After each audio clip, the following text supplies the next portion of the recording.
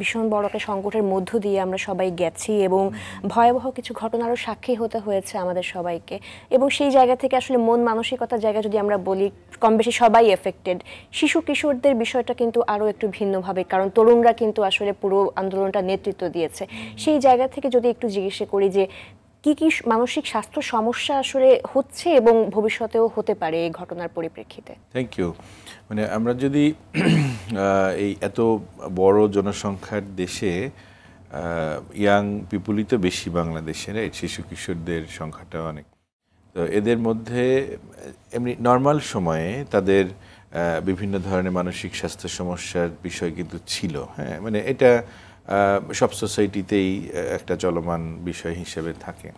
কিন্তু এখনকার যে পরিস্থিতি, এটা একটা বিশেষ পরিস্থিতি এবং পরিস্থিতিটা সবার জন্য যে খুব স্বস্তিদায়ক সেরকম নয়। সবার মধ্যেই নানাবিধ একটা আনসার্টেনিটি, যেটা মানুষের মন খুব ভালোভাবে নিতে পারে না, আনসার্টেনিটি, রাইট? এবং অ্যাজ এ হোল এটা একটা ক্রাইসিস ডেফিনেটলি, এবং অনেক ধরনের প্রবলেম প্রতিনিয়ত সকল মানুষই ফেস করছে।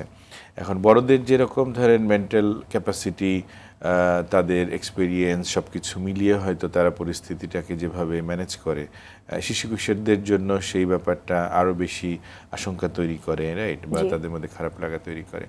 তাহলে যে গ্রুপটা আগে থেকেই মেন্টালি নানান রকমের কষ্ট বা অসুস্থতার মধ্যে ছিল, তাদের জন্য এই পরিস্থিতিটা যেমন একটা ভালনারেবিলিটি কয়েক গুণ বাড়িয়ে দিয়েছে।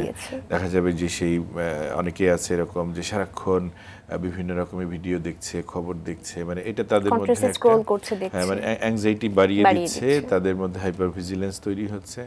আবার যারা মানে খুবই মেন্টালি যাদের ওয়েলবিং ছিল, হ্যাঁ, বা যারা পড়াশোনা রেগুলার লাইফে খুবই প্রোডাক্টিভলি একটা লাইফ লিড করতেন, রাইট? কিন্তু এই রেগুলার লাইফের সাথে তো তারা ওরিয়েন্টেড না।